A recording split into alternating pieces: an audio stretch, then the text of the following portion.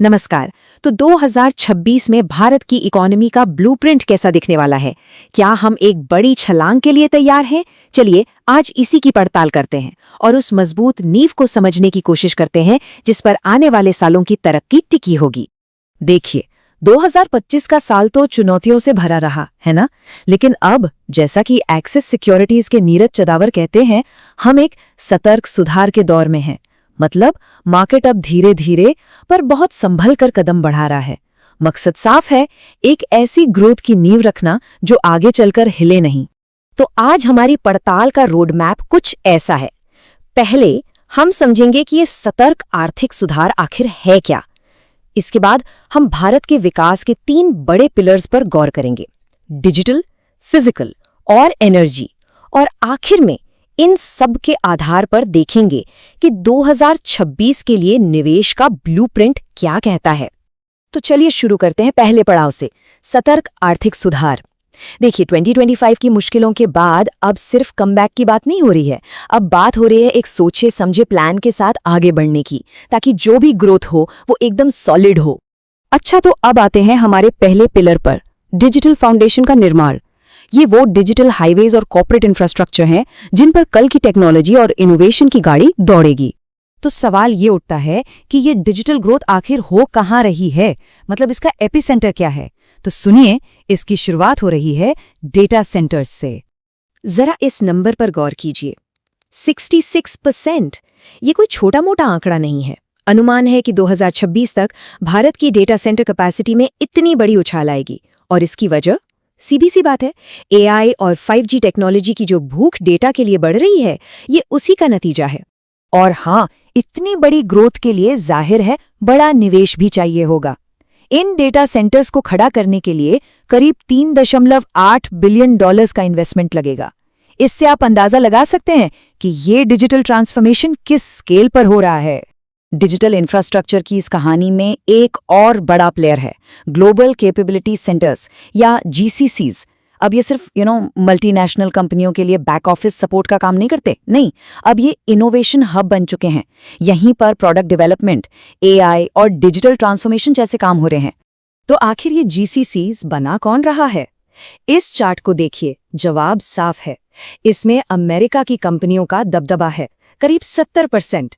ये क्या दिखाता है?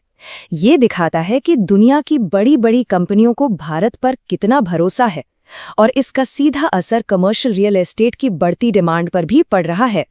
चलिए, डिजिटल दुनिया से अब जमीन पर उतरते हैं और बात करते हैं दूसरे बड़े पिलर की, हमारा फिजिकल बैकबोन। मतलब वो सड़कें, पोर्ट्स और रेलवे जो देश की नसें हैं। अब हम देखेंगे कि कैसे भारत अपने लॉजिस्टिक्स यानी सामान को एक जगह से दूसरी जगह ले जाने के पुराने सिस्टम को पूरी तरह बदल रहा है। लंबे समय से एक बड़ी समस्या थी, भारत में लॉजिस्टिक्स की लागत बहुत ज्यादा थी। ये हमारी इकोनॉमी के लिए एक स्पीड ब्रेकर की तरह काम करती थी। लेकिन अच्छी खबर यह है कि अब ये पूरी कहानी बदल रही है, और इस बदलाव का सबसे बड़ा सबूत है ये नंबर, 7.97%। भारत की लॉजिस्टिक्स कॉस्ट अब GDP के मुकाबले सिर्फ इतनी रह गई है। ये एक बहुत बड़ा मील का पत्थर है। इससे हमारी इकोनॉमी की एफिशिएंसी में जबरदस्त सुधार आया है। पर सवाल ये है कि ये हुआ कैसे? इस कमाल के पीछे है PM गति शक्ति योजना। इसे ऐसे समझिए कि ये एक नेशनल मास्टर प्लान है, एक सिंगल डिजिटल प्लेटफॉर्म जो रेलवे, हाईवे, पोर्ट्स और एयरपोर्ट्स सबको एक साथ ले आता है। नतीजा, सामान के मूवमेंट एकदम मक्खन जैसी, सीमलेस। ठीक है, तो हमने डिजिटल और फिजिकल इंफ्रा की बात कर ली। अब आते हैं तीसरे और आखिरी फाउंडेशनल पिलर पर, हमारे ग्रोथ इंजन को पावर देना। जाहिर है, इस सारी तरक्की को चलाने के लिए एनर्जी तो चाहिए, और वो भी ऐसी जो रिलायबल हो और क्लीन भी। और यहीं पर एंट्री होती है बैटरी एनर्जी स्टोरेज सिस्टम्स यानी BESS की। ये क्या बला है? आसान भाषा में ये पावर ग्रिड के लिए एक बहुत बड़े पावर बैंक की तरह है। ये सोलर और विंड से मिली एनर्जी को स्टोर करते हैं, ताकि जब धूप ना हो या हवा ना चल रही हो तब भी बिजली की सप्लाई बनी रहे। इसका एक जीता जागता उदाहरण देखिए, एक कंपनी है अद्वैत इंफ्राटेक, जो इसी BESS स्पेस में काम करती है। पिछले 5 सालों में इसका कंपाउंड प्रॉफिट ग्रोथ रहा है 126.3%। मतलब आप सोच सकते हैं कि इस सेक्टर में कितना जबरदस्त पोटेंशियल है। तो अब हम पहुंच चुके हैं अपने आखिरी पड़ाव पर, 2026 का इन्वेस्टमेंट ब्लूप्रिंट। हमने देख लिया कि कैसे ये 3 पिलर्स, डिजिटल, फिजिकल और एनर्जी, देश की नींव को मजबूत कर रहे हैं। अब सवाल ये है कि इससे मार्केट में मौके कहाँ बन रहे हैं। तो ये जो फाउंडेशनल ग्रोथ हो रही है, ये सीधे सीधे 2026 के लिए 4 बड़े इन्वेस्टमेंट थीम्स की तरफ इशारा करती है। पहला थीम है कैपेक्स साइकिल में दिखती उम्मीद।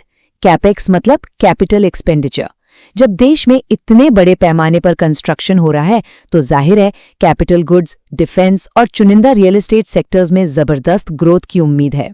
दूसरा थीम है खपत में वापसी, वो भी कई फ्रंट्स पर। देखिए, जब जीएसटी घटता है, इनकम टैक्स में कटौती होती है, तो आम आदमी के हाथ में ज्यादा पैसा बचता है और वो पैसा फिर मार्केट में आता है। जैसे जीएसटी घटने से प्रोडक्ट्स की कीमतों में 11% की कमी आई, जिसका सीधा असर खरीदारी पर पड़ा। और फिर आते हैं तीसरे और चौथे थीम। पहला, फाइनेंशियल्स। क्रेडिट ग्रोथ 12 महीने के हाई पर है और रेगुलेटरी माहौल भी काफी सपोर्टिव है। और दूसरा, ऑटो सेक्टर। जीएसटी में कटौती, नए मॉडल लॉन्च और ईवीज का बढ़ता चलन, ये सब इस सेक्टर को एक नई रफ्तार दे रहे हैं। तो डिजिटल, फिजिकल और एनर्जी, इन तीनों पिलर्स की एक मजबूत नींव तो अब तैयार हो चुकी है। अब सबसे बड़ा सवाल ये है, इस नींव पर भारत आगे क्या बनाने जा रहा है? भविष्य की कौन सी बुलंद इमारत इस पर खड़ी होगी? ये देखना वाकई में बहुत दिलचस्प होने वाला है।